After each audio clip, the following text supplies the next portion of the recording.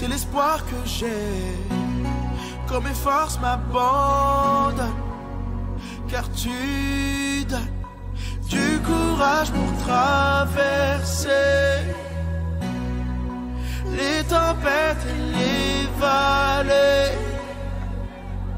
Oh, je suis rassuré, car j'ai à mes côtés à jamais le prince de paix. Oh Jésus, tu es celui qui donne librement ta paix à chaque instant. C'est une promesse et pas une récompense. Du début jusqu'à la fin, je sais que tu es là avec moi.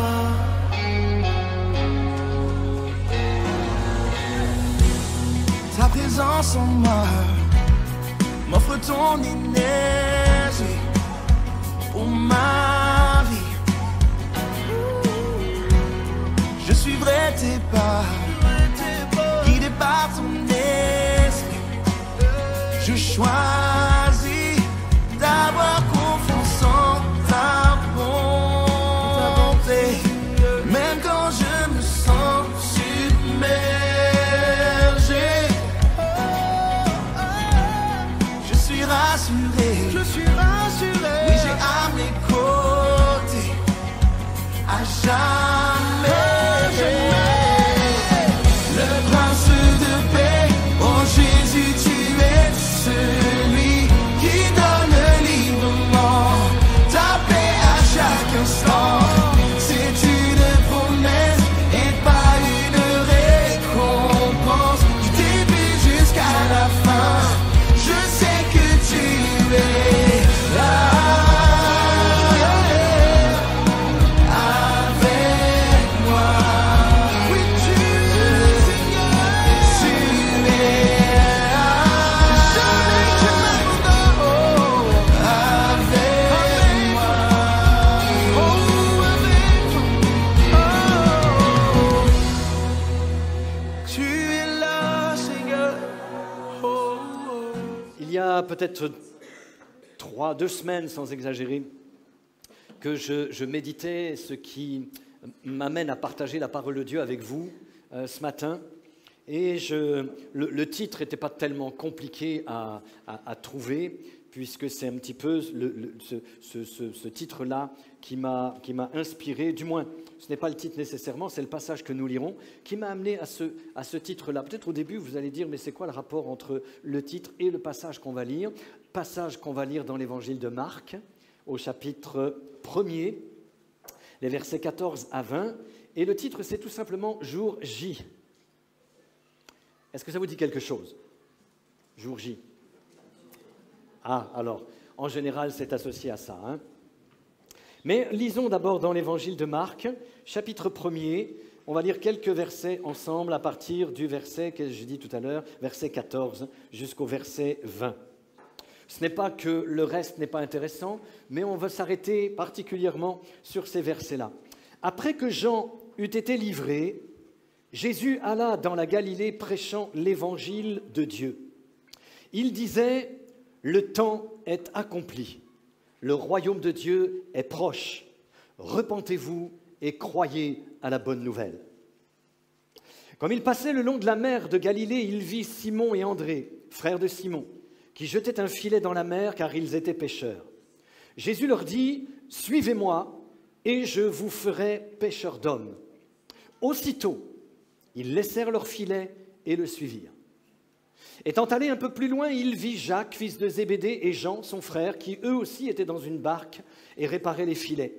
Aussitôt, il les appela et laissant leur père Zébédée dans la barque avec les ouvriers, ils le suivirent. Amen. Ça va jusqu'à là? Ok, alors c'est quoi le rapport entre le jour J et ce qu'on vient de lire ici? On va élaborer un petit peu davantage sur le rapport qu'il y a entre ces deux éléments que sont la lecture de ce passage et le titre que j'ai donné.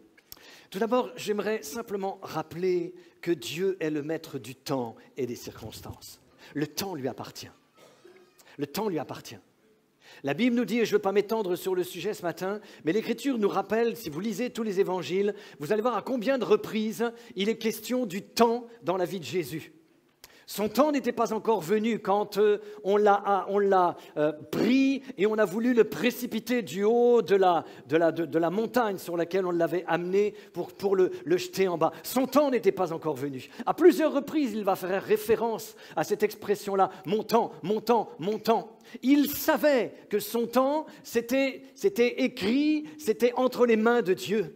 Et quand il rendra son dernier soupir sur la croix de Golgotha, c'est parce que c'est exactement au moment où cela devait se produire. Ça ne s'est pas passé 1 heure en retard, 1 heure en avance, ça s'est passé au bon moment. Il est venu au temps marqué, nous dit l'Écriture. Il est venu quand Dieu l'a destiné. Pourquoi a-t-il choisi cette époque-là? Il aurait pu venir en 2020, en 2022, il aurait pu venir en 2018, il aurait pu venir, je ne sais pas, au 2 ou 3e siècle. Il est venu au temps marqué. Dieu est le maître du temps. Il est le maître du temps. Il dirige nos pas, il nous conduit en son temps et il est également le maître des circonstances. Mais le point sur lequel je veux m'arrêter ce matin, en rapport avec le jour J, c'est que quand c'est le temps, c'est le temps. Et il ne faut pas rater le temps de Dieu. Il ne faut pas rater le jour où Dieu place un appel sur notre vie. Il ne faut pas rater le moment où Dieu nous invite à le suivre. Il ne faut pas rater le temps où Dieu nous dit maintenant c'est l'heure, suis-moi. Il ne faut pas rater le temps. Il y a un jour J. C'est quoi le jour J? Vous l'avez dit, pour la plupart d'entre vous, je pense que vous faites le lien avec le D-Day. En fait, jour J est la traduction de l'expression anglaise D-Day. Ce jour que les Alliés avaient choisi pour le débarquement en Normandie. C'est un jour, l'expression signifie tout simplement le jour où l'événement aura lieu. La date et le lieu sont inconnus. Vous savez très bien, et je ne veux pas vous refaire l'histoire parce qu'on n'a pas le temps de s'arrêter là-dessus, sur cet aspect-là ce matin, mais on sait très bien que les Allemands qui occupaient toute l'Europe à cette époque-là n'avaient qu'un souci dans la tête. Ils savaient qu'un événement se préparait qui menaçait leur supériorité, qui menaçait leur autorité, leur despotisme. Ils savaient que cet événement était en train de se préparer et ils faisaient tout ce qui était en leur pouvoir pour essayer de savoir quand et où allait se dérouler l'événement. Mais le D-Day, c'est un jour J, un jour choisi, un jour établi, mais un jour que personne ne connaît. Le lieu était inconnu, la date était inconnue, les Alliés seuls l'avaient décidé. Et cela devait rester secret. Et je sais que cela vient nous parler d'un sujet sur lequel je ne veux pas m'étendre ce matin, juste faire une parenthèse. Nous connaissons tous le passage dans lequel Jésus dira, dans Matthieu, où est-ce que j'ai lu Matthieu 24, verset 36, il parlera de son retour, du jour J, du grand jour excellent et merveilleux que nous attendons. Et si vous ne dites pas amen à cela, moi je me tais tout de suite. Bon, ça va, il y a 3 amen qui m'encouragent à continuer. Et pour les autres, vous direz amen après. Hein? Ce jour merveilleux que nous attendons, et j'espère que tu l'attends, à moins que tu ne sois pas encore au courant sur ce que signifie le jour J concernant le retour de Jésus. Il a promis qu'il reviendrait. Il a dit qu'il reviendrait, et il a dit qu'il reviendrait pour nous chercher, afin de nous prendre, pour que nous soyons avec lui, ce qui est le meilleur pour toi et pour moi. Mais ce jour-là, Jésus dira dans Matthieu 24, verset 36, il dira, pour ce qui est de l'heure et du jour, personne ne le sait, ni les anges, ni le Fils, le Père seul. C'est le jour J. Enfin, c'est un jour J. Il y en a eu d'autres avant. Il y a eu celui de sa venue. Peut-être, je vais un peu trop vite. Concernant, avant de fermer la parenthèse sur Jésus qui va revenir, il a parlé de son retour. Il a dit ce que je viens de vous citer là. Pour ce qui est du jour et de l'heure, personne ne le sait. Et laissez-moi simplement vous rappeler que s'il a parlé de cela, ce n'est pas pour que nous cherchions à savoir le jour et l'heure. Il y a beaucoup trop de chrétiens qui se cassent la tête pour essayer de savoir quel est le jour et quelle heure. Quand est-ce que ça va se passer? Quand est-ce qu'il va revenir? Quand est-ce que l'Église va être enlevée? Quand Jésus a parlé de cela, il a mis les choses au point tout de suite. Il a dit, pour ce qui est du jour et de l'heure, personne ne le sait. Alors pourquoi est-ce que tu essaies de le savoir? Pourquoi est-ce que tu dépenses ton énergie pour essayer de savoir quel est le jour et quelle est l'heure? Pourquoi est-ce que tu cherches, tu quêtes à droite et à gauche tous les enseignants qui parlent du retour de Jésus pour essayer de discerner quels sont les ingrédients, quels sont les éléments, quelles sont les circonstances? Est-ce qu'on est dans ce temps-là? Est-ce qu'on n'y est pas? Quand Jésus parle de cela, il souligne deux choses importantes. Il dit, sois prêt et sois actif. Sois prêt et sois actif. Et puisque nous ne savons ni le jour ni l'heure, cela signifie que quel que soit le jour, quelle que soit l'heure, quand il va revenir, il veut te trouver prêt et actif. Dis à ton voisin, ta voisine, prêt et actif.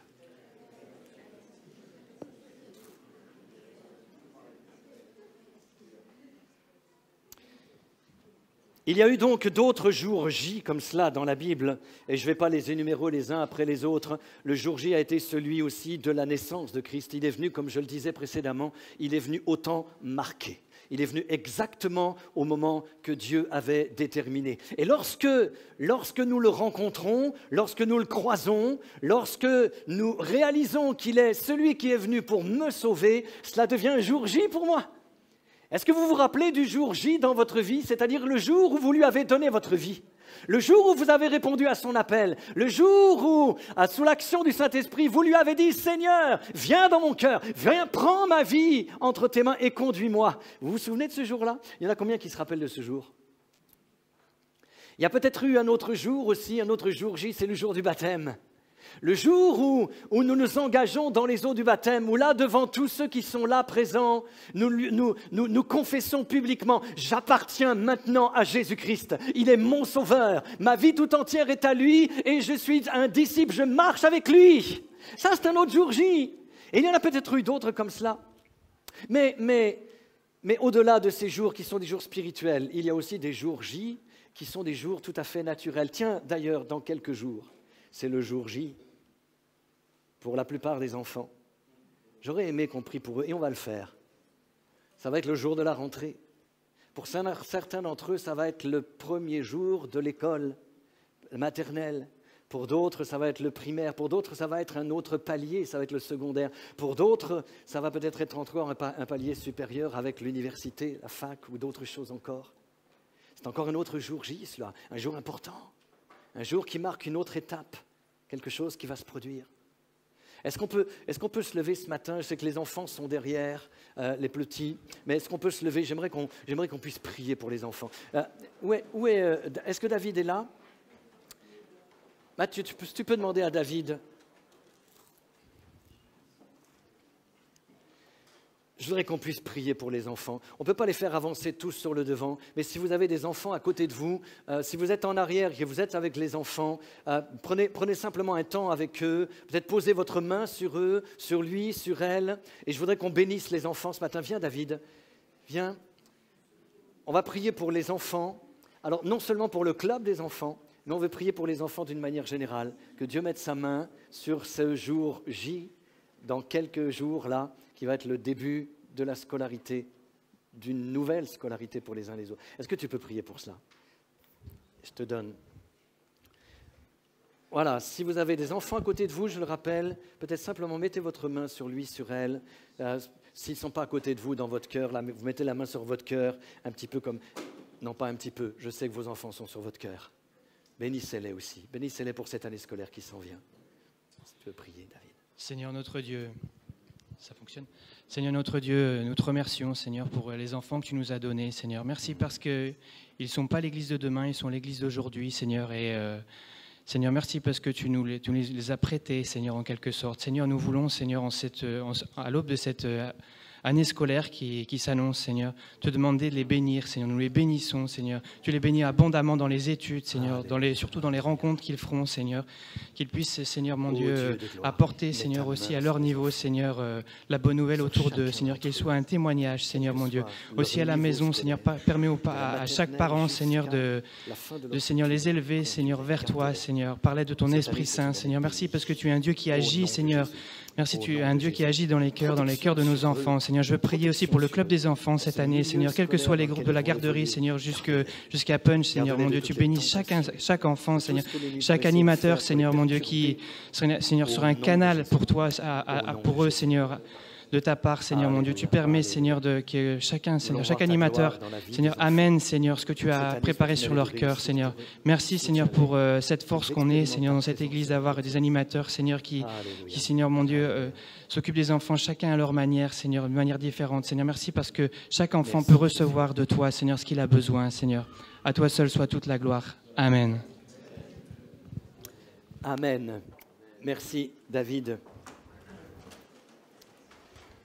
Pour d'autres, le jour J, c'est le jour du mariage. Non? C'est un jour qu'on prépare. Alors, bien sûr, la date, on la connaît et les invités la connaissent aussi. Mais il y a des jours comme ça qui sont des jours importants. Et ce qui est plus important en rapport avec cela, c'est qu'il ne faut pas rater le jour J. Il ne faut pas le rater. Il y a des occasions qui se présentent dans notre vie qu'une seule fois. Si nous la ratons, cette occasion-là ne se représentera probablement plus jamais. Je me rappelle un témoignage, je n'ai jamais pu le vérifier parce que, d'abord parce que je faisais confiance au pasteur qui nous l'a partagé, et puis parce que, ensuite de cela, on a trop de distance avec les gens, mais je me rappelle de ce témoignage tout simple là, d'une réunion d'église où un jeune couple était là. Là, une petite grand-mère avait invité une de ses amies, une jeune fille qu'elle connaissait. Et puis la jeune fille avait un copain. Tous les deux n'étaient pas croyants, mais comme la grand-mère insistait, la jeune fille a fini par venir à la réunion. Elle est venue et son copain l'a accompagnée. Et ce jour-là, le prédicateur a prêché sur la repentance. Il a fait un appel, et à l'appel, il a vu la jeune fille qui levait sa main. Et puis, quand il a vu la jeune fille lever sa main, il a vu son copain à côté qui tout de suite lui a pris la main et l'a baissée un petit peu, probablement en lui disant « Attends. » À la fin de l'appel, il a simplement demandé à ceux qui avaient levé leurs mains de se lever et la jeune fille est restée assise à sa place. Son copain lui a dit « Non, tu bouges pas, tu restes là. » Le prédicateur sentait, poussé par l'Esprit de Dieu, il insistait et il rappelait cette parole, il disait « Aujourd'hui le jour du salut, aujourd'hui le jour du salut ». Mais tous les deux avaient un projet. Il fallait qu'ils quittent le lieu dans lequel avait lieu la réunion très rapidement parce qu'ils avaient un autre projet pour le restant de la journée. Et très très vite, ils ont quitté le lieu de culte. Et puis, quelques secondes après qu'ils aient quitté le lieu de culte, on a entendu un certain bruit dehors et puis des cris. Et le pasteur s'est précipité et il est arrivé au moment où la jeune fille venait d'être renversée par une voiture. Ils avaient tellement hâte d'aller au prochain rendez-vous qu'ils avaient qu'ils n'ont même pas pris soin de passer sur le passage protégé qui était là à quelques mètres plus loin. Ils ont traversé tout de suite, en sortant de l'église, une voiture a fauché la jeune fille. Le pasteur est allé la voir alors qu'elle était mourante. Il lui dit « Jeune fille, donne ton cœur à Jésus. Donne ton cœur à Jésus. » Et la seule chose qu'elle a été capable de dire, ça a été « C'est trop tard. » Et elle s'est éteinte. Bien-aimés, je ne veux pas mettre de pression sur vous ce matin, mais je sais par l'Esprit de Dieu qu'il y a des temps, il y a des moments, il y a des occasions qu'il ne faut pas rater. Parce qu'elles ne se représenteront peut-être jamais plus. Il ne faut pas rater l'occasion quand elle se présente. Jésus est le maître du temps. Il ne se représentera peut-être jamais le temps de la grâce. Dans Luc 19, verset 44, Jésus se tient devant Jérusalem et il est écrit ceci, Jésus en pleurant dira à Jérusalem, « Tu n'as pas connu le temps où tu as été visité. » Il y a des occasions qui se présentent et il ne faut pas les rater. Dans 1 Pierre 3, verset 20, il est écrit également que la patience de Dieu se prolongeait au jour de Noé pendant la construction de l'arche. Il y a un temps de patience. Le jour J, ce n'est pas simplement une seconde ou une minute ou une heure. Le jour J, c'est le temps, c'est le moment. Et ce moment-là, ça peut être quelques heures, ça peut être quelques jours, ça peut être quelques années.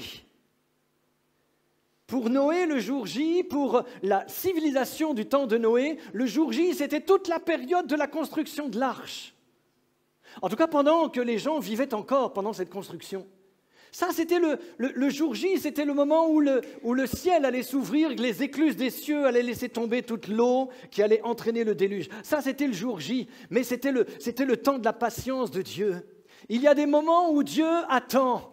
Il parle à nos cœurs, il nous touche, il nous sonde. Le temps de l'Église, c'est aussi le jour J. C'est le temps où Dieu manifeste sa patience. Peut-être envers toi si tu ne lui as pas encore donné ton cœur ou ta vie. C'est un temps où Dieu va se révéler, où Dieu va te toucher, où Dieu va te parler, où Dieu va t'encourager. C'est le temps où il attend de toi que tu viennes et que tu t'engages, que tu marches, que tu le suives. Jusqu'à ce qu'il y ait son retour qui vienne. Ce temps-là, Romains 3 nous dira également, Romains 2, verset 24, nous dira que c'est le temps pendant lequel Dieu attend la repentance. Et ça, c'est mon premier grand point sur lequel je veux aller très vite ce matin. Le temps de Dieu, le jour J, c'est le jour de la repentance. C'est-à-dire toute la période qui doit nous amener à la repentance. Vous avez remarqué ce qu'on a lu ici dans cet évangile de Marc? Il nous est dit simplement au verset 14, au verset 15 plus exactement, Jésus dira « Le temps est accompli. Le royaume de Dieu est proche, repentez-vous, croyez dans la bonne nouvelle. » Ce n'est pas compliqué le message de Jésus. Ce n'est pas de longs discours, c'est tout simplement, écoutez, maintenant c'est le jour J, c'est le temps qui est accompli, et ce temps-là, c'est le temps de la repentance. Peut-être que Dieu t'a donné du temps pour te repentir. Vous savez que le temps pour la repentance de Judas, ça a été 3 années. 3 années au cours desquelles Judas a vécu dans la présence de Jésus. Et je sais que dans nos églises, quand je dis nos églises, pas seulement la nôtre ici, mais dans nos églises d'une manière générale, il y a des hommes comme Judas, non pas seulement voleurs comme Judas, mais des hommes comme Judas, c'est-à-dire des hommes, des femmes auxquels Dieu tend la main. Il attend une repentance. Il connaît les cœurs, il sait ce qu'ils sont, il sait ce qu'ils font, comme Dieu sait ce que tu es et ce que tu fais ou ne fais pas. Il connaît ton cœur, il connaît ta vie. Et pendant 3 années, Jésus ne mettra pas Judas dehors. Les 3 années ces 3 années-là ont été des années où Jésus a tendu la main. Ça a été ce jour J pour lui, ce temps où Dieu lui accordait sa grâce. Il aurait pu saisir la main. Vous allez me dire, on en a parlé il n'y a pas tellement longtemps, il fallait qu'il y ait un Judas. Oui, mais Judas n'était pas obligé de devenir le Judas qui allait le vendre pour 30 deniers. Il y en aurait eu un autre. Pendant 3 années, il a eu l'opportunité de saisir la grâce de Dieu. Repentez-vous, afin que des temps de rafraîchissement viennent sur vous, dira Pierre lors de la prédication à la Pentecôte. Il y a un temps de repentance. Le jour J, c'est toute la période qui précède le moment où je finis par céder à l'appel de Dieu et je me repens. Il veut une repentance. Repens-toi. Et cette repentance, elle est absolument nécessaire. Et puis, c'est un temps d'un nouveau départ. Judas aurait eu l'opportunité d'avoir un nouveau départ dans sa vie. Moi, je trouve ce Dieu tellement merveilleux. Il a à côté de lui un trafiquant, un pauvre type. Et pendant 3 ans, il lui tend la main. Frères, sœurs, ça fait combien de temps que Dieu te tend la main aussi? Pour que tu mettes ta vie en règle avec Dieu. Pour qu'enfin tu te lèves et tu lui dis « Seigneur, je veux saisir à nouveau la chance que tu m'offres d'avoir un nouveau départ, une nouvelle marche avec toi, un nouvel engagement avec toi. » Mais le thème ou le point le plus important sur lequel je veux m'arrêter particulièrement ce matin, ce n'est pas seulement concernant la repentance. Il y a cette repentance qui est suivie ensuite, repentez et croyez en la bonne nouvelle. Il y a une bonne nouvelle pour nous. Mais tout de suite, après cette parole, il y a la rencontre de Jésus avec les disciples. L'évangile de Marc est un évangile qui est très carré. Marc est un impulsif. Et quand il parle, il n'y va pas par 36 chemins. Vous lisez Luc, vous lisez Matthieu, et vous avez des détails qui sont beaucoup plus pertinents. Marc commence tout simplement, Jean-Baptiste a été arrêté, et Jésus prêche le royaume de Dieu. Mais il y a tout un laps de temps qui s'est produit. Quand nous lisons dans l'évangile de Jean, nous nous apercevons que Jean-Baptiste avait des disciples et que parmi ses disciples, il y avait entre autres André. André, le frère de Pierre. André était un homme probablement plus ouvert aux choses de Dieu, aux choses spirituelles que ne l'était son frère Pierre. Et dès que Jean-Baptiste a paru, eh bien, parlant du royaume de Dieu, parlant de choses comme cela, André est allé trouver Jean-Baptiste. Il prenait du temps avec lui. Il était là présent lorsque Jésus a été baptisé. Il était là présent lorsque l'Esprit est venu sur lui. Il était présent lorsque Jean-Baptiste a dit quelque temps plus tard, « Voici, c'est lui l'agneau de Dieu, c'est lui que vous devez suivre. » Et à ce moment-là, André s'est levé et il est allé trouver, avec son copain, il est allé trouver Jésus. Et l'Écriture nous dit dans l'évangile de Jean, vous lisez cela, où est-ce que j'ai noté ce passage-là? Évangile de Jean, chapitre 1, versets 40 à 42, on ne le lira pas. André est allé trouver Jésus. L'Écriture nous dit qu'ils ont pris un temps ensemble. André a discuté avec Jésus. Et puis ensuite de cela, André est allé trouver son frère Pierre. Et il va dire à Pierre, « Pierre, on a trouvé celui dont il est écrit. On a trouvé Jésus, il est vraiment le Messie. On l'a trouvé. » En d'autres mots, André a rencontré Jésus.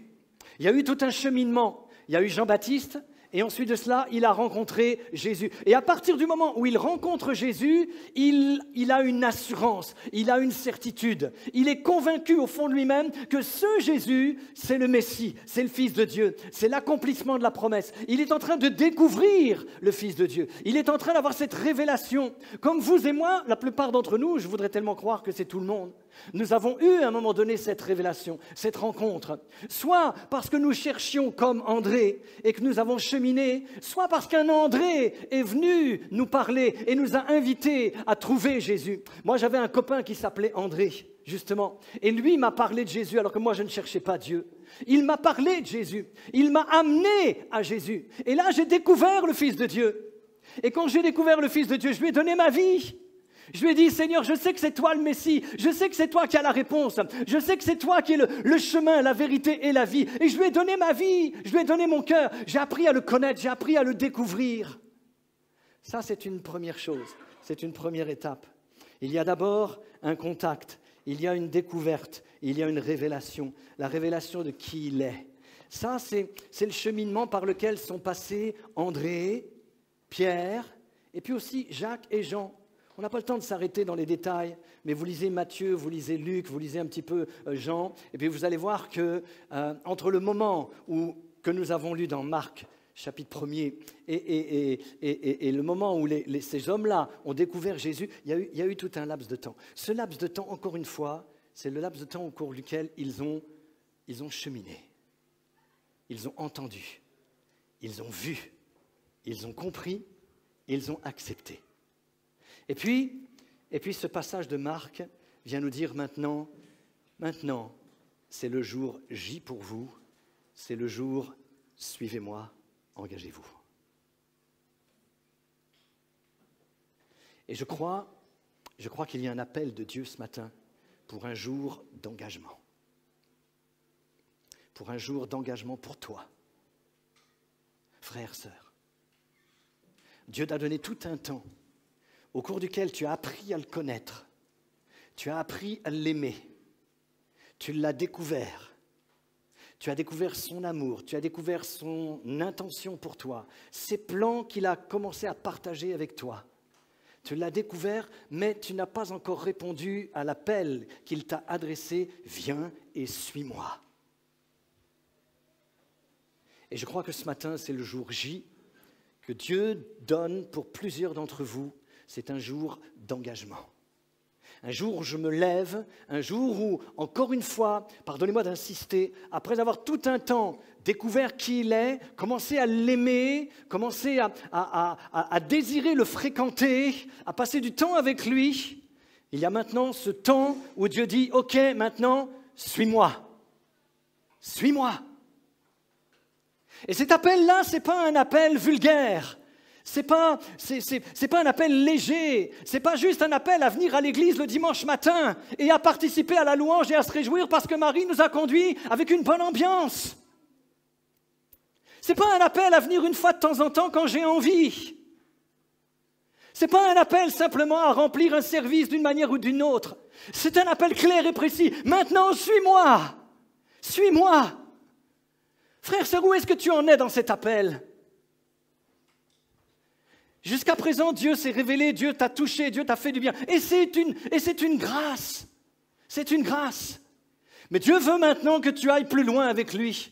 Comme il s'est adressé à André, comme il s'est adressé à Jacques, comme il s'est adressé à Pierre et à André, il leur dit « Suivez-moi ». Et qu'est-ce que font Pierre et André? L'Écriture dit « aussitôt ». Comment ça se fait que tu tardes, toi, frère, sœur, à répondre à son appel alors qu'il te l'a adressé déjà depuis des semaines, peut-être même depuis des mois? Et que tu négocies avec lui, que tu discutes avec lui, que tu te formalises avec lui et que tu lui dis « oh, c'est pas le temps ». Peut-être à l'instar de certains personnages dans l'Écriture auxquels Jésus a dit « allez, suivez-moi ». Vous lui répondez peut-être « Seigneur, il faut d'abord que je m'occupe de ma famille ». Il faut d'abord que j'ai une sécurité matérielle. Il faut d'abord que je m'occupe de mon père et de ma mère qui sont trop âgés. Il faut d'abord que je m'occupe de ma famille qui est en Afrique, en Asie ou ailleurs. Dieu te dit maintenant, c'est le temps, suis-moi. Suis-moi. Waouh. Laisse-moi d'abord enterrer les morts. Laisse-moi. Jésus dira, celui qui agit de cette manière-là, il n'est pas digne du royaume de Dieu. Et il y a un temps où Dieu vient, où Jésus parle à nos cœurs. Peut-être que j'en parle avec virulence ce matin parce que je sais que l'Esprit de Dieu est là et je sais que plusieurs d'entre vous, Dieu vous attend, il vous attend au virage ce matin. Pardonnez-moi peut-être de le faire d'une manière assez rude, comme je le fais là. Mais je sais qu'il y a des moments où quand l'appel de Dieu résonne, si nous ratons le bateau, il n'y en aura pas un autre. Il n'y en aura pas un autre. Certains d'entre vous, Dieu vous attend pour le salut. Mais une bonne partie d'entre vous, Dieu vous attend pour l'engagement. Dieu vous attend pour la marche.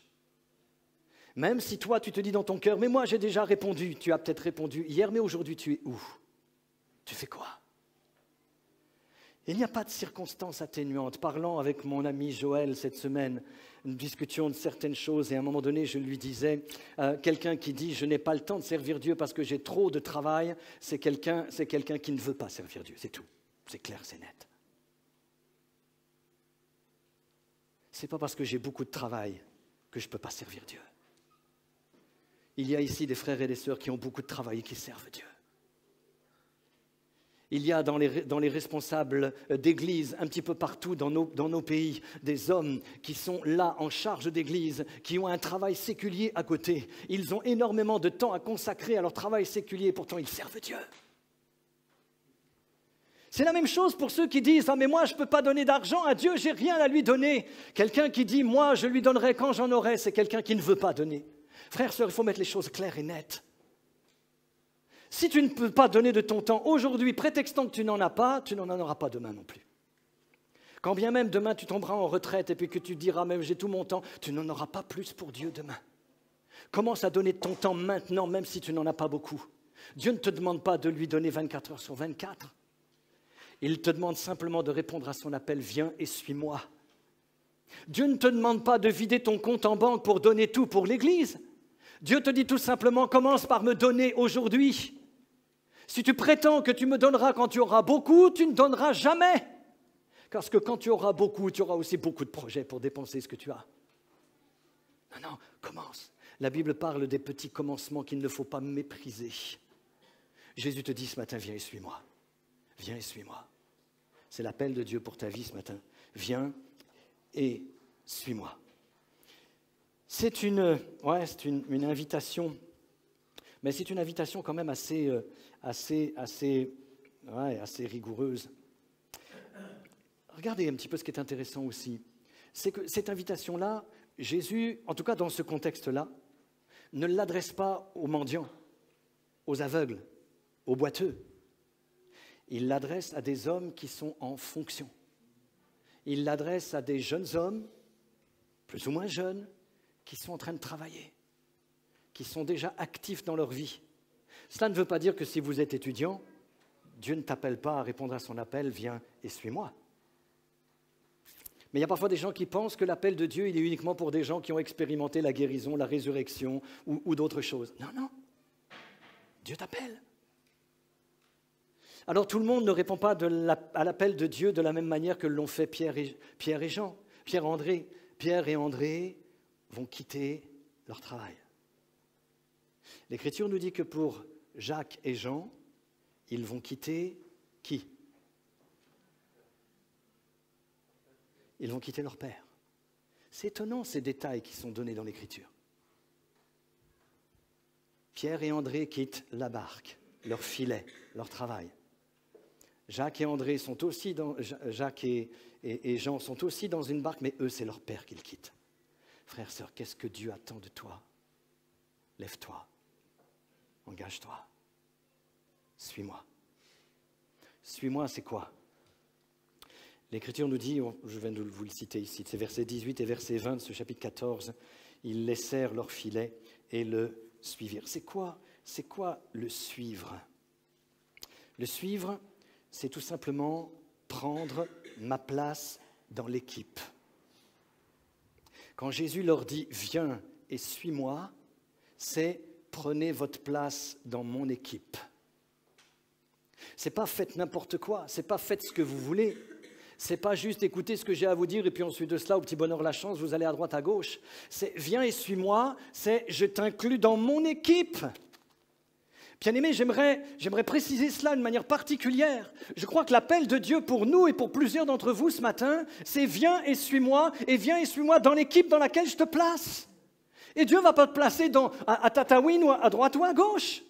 Dieu t'a établi, il t'a placé là, il t'a amené là, en tout cas pour ce qui est d'aujourd'hui, et Dieu veut te placer dans son équipe. C'est-à-dire, il veut te placer avec ceux et celles qui ont déjà mis la main à la charrue, avec ceux et celles qui sont déjà impliqués, avec ceux et celles qui sont déjà actifs, avec ceux et celles qui sont déjà en train de travailler. Il travaille avec le club des enfants, il travaille en faisant le ménage, il travaille à la technique, il travaille dans d'autres sphères d'activité, il travaille en semant la parole de Dieu, en témoignant, il travaille en organisant les groupes de maison, il travaille dans différentes sphères d'activité, et il y en aura d'autres encore. Frères, sœurs, quand Jésus te dit « Viens et suis-moi », il te dit « Rejoins l'équipe. Rejoins l'équipe. » Vous allez me dire, ah, c'est le temps de la rentrée, c'est pour ça que tu parles comme cela, tu as besoin de coéquipiers. Oui, effectivement, c'est vrai. Plus les équipes seront étoffées, mieux ça sera. Plus il y aura du monde dans l'équipe de garderie, plus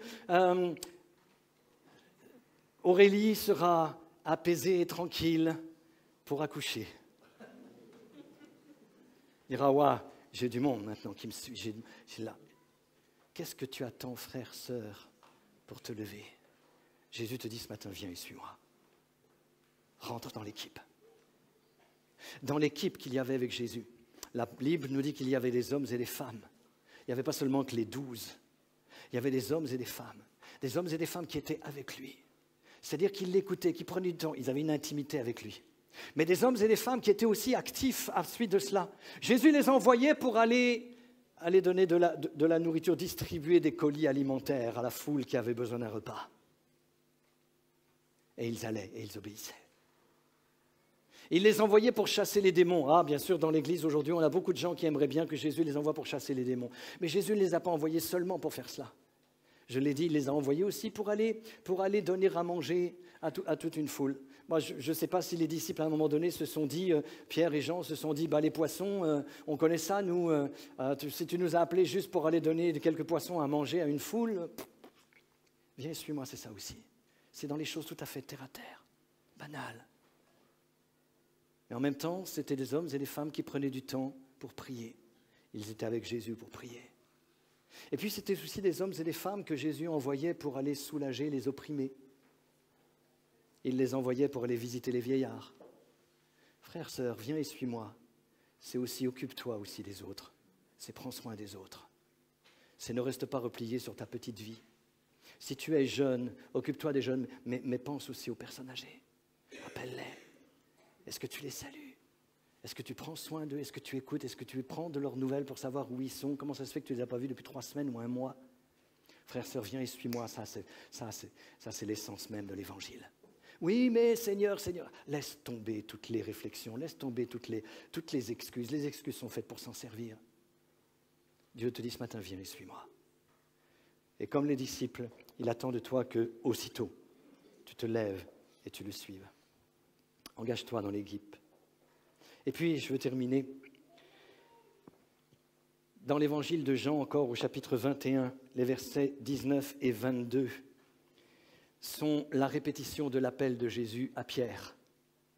Après que Pierre eut lâché la main du Maître, Jésus ne lui en fera pas le reproche d'ailleurs, si ce n'est qu'il va s'approcher de lui pour le relever. Pierre, m'aimes-tu? Pierre, m'aimes-tu? Pierre, m'aimes-tu? Et une fois que Pierre est relevé après sa chute, après le moment où il l'a renié parce qu'il avait du mal à persévérer dans un temps d'épreuve et de difficulté, comme peut-être toi aussi, frère, sœur, tu as connu un temps d'épreuve et de difficulté, un temps de rejet, un temps de mépris, un temps d'incompréhension, un temps de lutte et de combat, au cours duquel tu as peut-être baissé les bras et tu t'es dit « mais moi, j'en peux plus maintenant ». Il y a à nouveau l'appel de Jésus qui résonne à 2 reprises dans cet évangile de Jean, ce chapitre 21, verset 19 et verset 22. « Toi, suis-moi ». À nouveau. Je veux croire que ce matin, il y a aussi un appel pour certains ou certaines d'entre vous qui avaient peut-être baissé les bras pendant tout un temps, qui avaient lâché, qui vous êtes peut-être désengagés. Il y a à nouveau cet appel qui résonne. Viens et suis-moi. Viens et suis-moi. Qui va répondre à son appel ce matin? Sans mettre de toison devant Dieu, sans lui dire, Seigneur, moi, il faut que tu me confirmes, Ceux qui attendent une confirmation, ils attendent ça toute leur vie. Jésus te dit tout simplement ce matin, viens et suis-moi. Cherche pas à savoir de quelle manière il va t'utiliser, de quelle manière tu vas entrer en fonction. Ne te préoccupe pas de ça. Il a tout dans sa main. La seule chose que Dieu attend de toi ce matin, c'est viens et suis-moi. Marie, je peux te laisser au piano reprendre ce petit chant tout simplement dans lequel tu nous as conduits ce matin. Prompt, je m'élance pour t'obéir. Prompt, je m'avance pour te servir. On l'a chanté ce matin et ça résonnait dans ce lieu. Et quand ça résonnait dans ce lieu, ça résonnait dans mon cœur. Je sentais l'Esprit de Dieu qui me disait, toi, ce que tu as prêché ce matin, c'est ce message-là. Viens et suis-moi. Et la réponse que Dieu attend de toi, frère, sœur, ce matin, c'est la réponse de ce chant. Seigneur, prompt, je m'avance. Je réponds à ton appel ce matin. Est-ce qu'on peut simplement fermer nos yeux?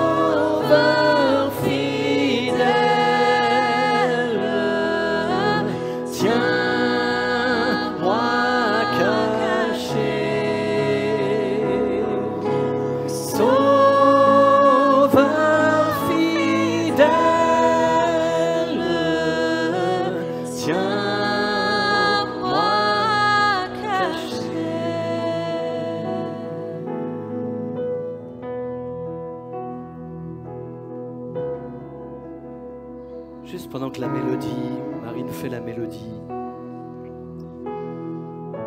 je ne veux pas demander ce matin de lever vos mains.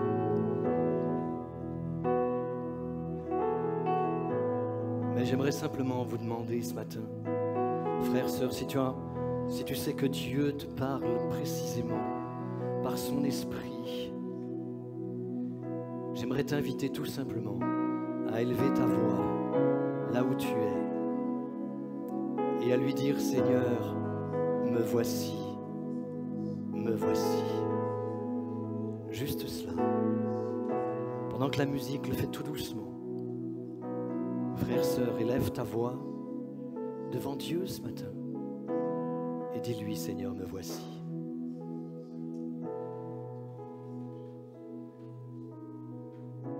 N'attends pas. Il y a une opportunité, il y a un temps de Dieu. C'est le jour J pour toi. Le jour où il te dit, suis-moi. Suis-moi.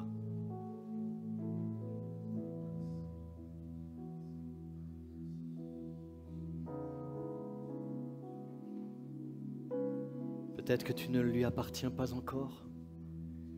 C'est aussi le temps où tu t'approches de lui et tu lui dis au plus profond de ton cœur, je veux te connaître, je veux t'aimer, je veux marcher avec toi. Tu es mon sauveur, je veux t'appartenir.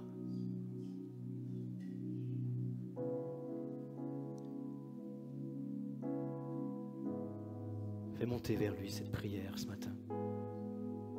Repens-toi de tes péchés. Repens-toi de la façon dont tu as mené ta vie jusqu'à présent, sans avoir répondu à son appel. C'est le temps. Si tu es derrière l'écran et que tu entends ce message et que tu sais que Dieu te parle, alors là aussi, là où tu es, dis-lui, Seigneur, je te donne mon cœur. Je veux te suivre dans l'équipe où tu me places. À côté de celles et ceux qui sont déjà engagés dans cette équipe.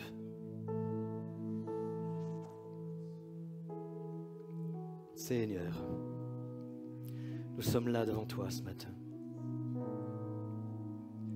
Peut-être certains, Seigneur, ont passé un temps d'épreuve comme Pierre, même si les circonstances étaient peut-être différentes, mais un temps où ils se sont relâchés.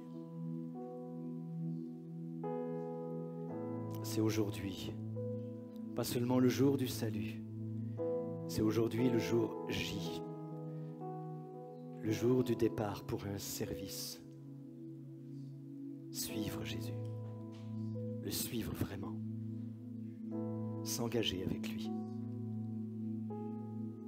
Je sais que des prières montent vers toi, je sais que les cœurs se tournent vers toi. Il y en a plusieurs, Seigneur, en ce moment. Certains l'ont fait il y a quelques instants, il y a d'autres qui le font en ce moment. Tu entends les prières qui montent vers toi.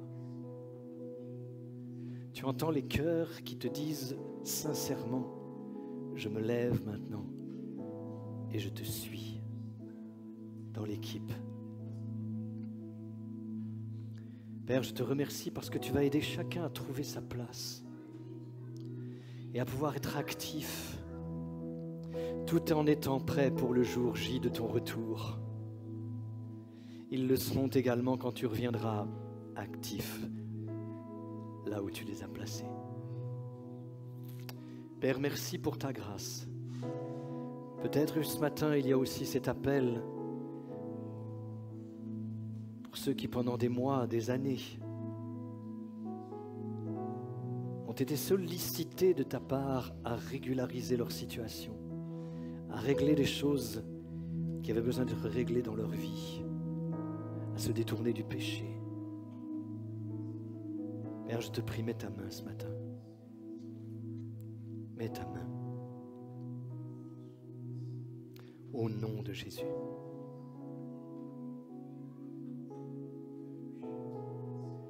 Chantons une dernière fois encore, prompte je m'élance. Et disons-lui de tout notre cœur ce matin. Jésus dira, Pierre, Jean, je ferai de vous. Ne t'inquiète pas, il y a cette dernière pensée. Si tu te lèves, c'est lui qui fera de toi. Toi, ce qu'il attend, c'est que tu te lèves. Il fera de toi. Chantons ensemble. Je m'élance pour te servir.